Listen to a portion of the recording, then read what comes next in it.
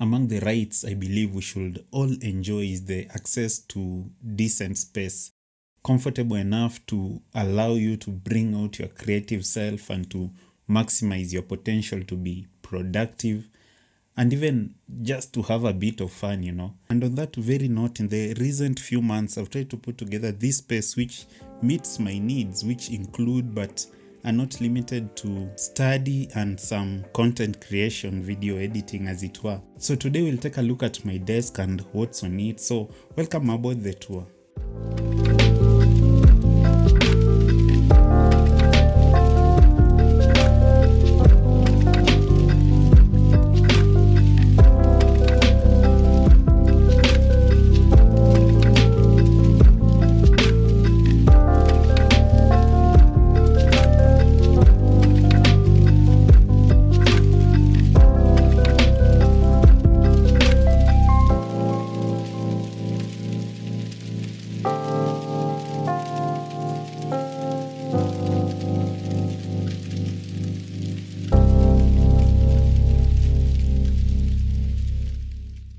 Right away, let's start at the desk itself.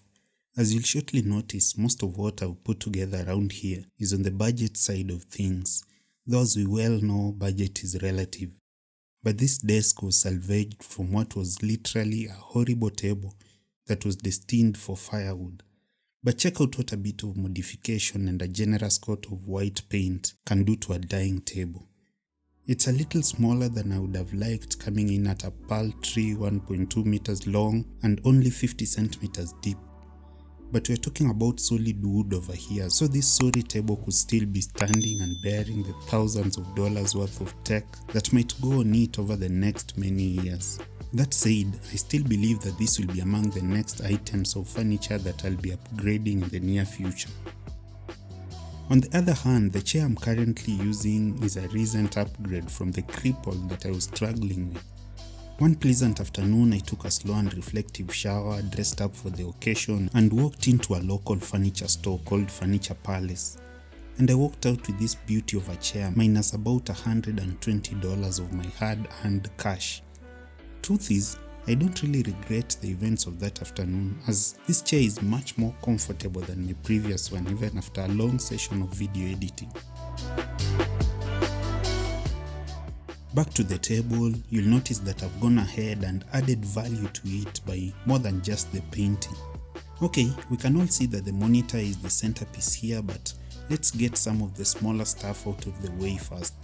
Let's start on the right hand side where I have this USB-C dock that I've planted over here with double-sided tape, and it provides me with some extra 3 USB ports, a HDMI port and a few other ports that I never put to use.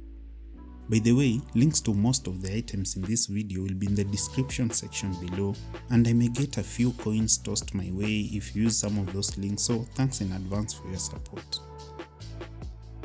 On the opposite side of the table is this holder on which my headphones rest, and the headphones themselves are the Oneodio Studio Pros, which at about $30 to $40 are very good value, especially considering their sound quality.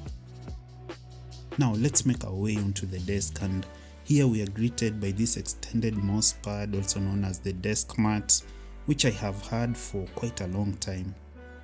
As you can see, it has the map of the world printed on it, and that reminds me daily of all the places I've never been to.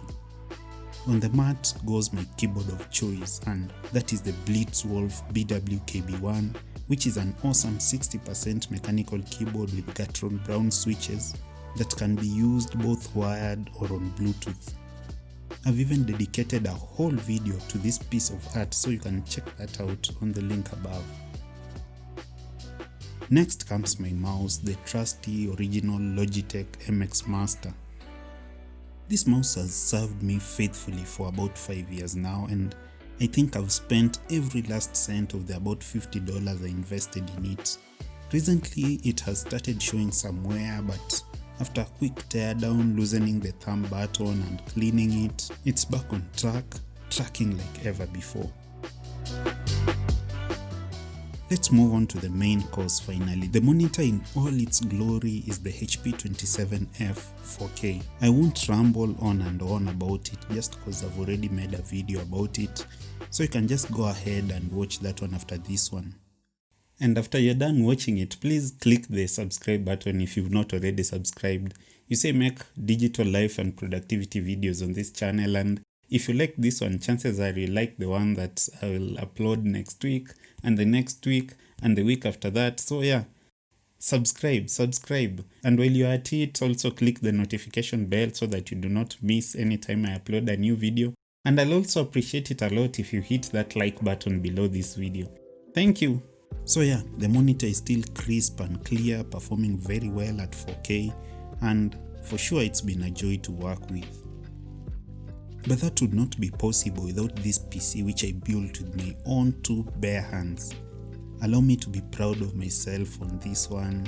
Again, there's a video about that linked down below, but in a nutshell, this is my small form factor ITX PC running a Ryzen 5 3600X processor, a 1660 Ti graphics card with 32GB of 3600MHz RAM, and a 1TB PCIe NVMe M.2 SSD.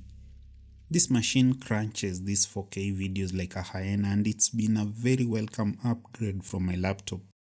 You can watch the full build in my previous video. And talking about the laptop, it's still alive and kicking, and it's this ultrabook called the 13-inch HP Spectre from 2017. It's still doing very well in the looks and portability department, and I still hook it up to the monitor using a USB-C to HDMI cable when I don't require the big muscle of the ITX rig.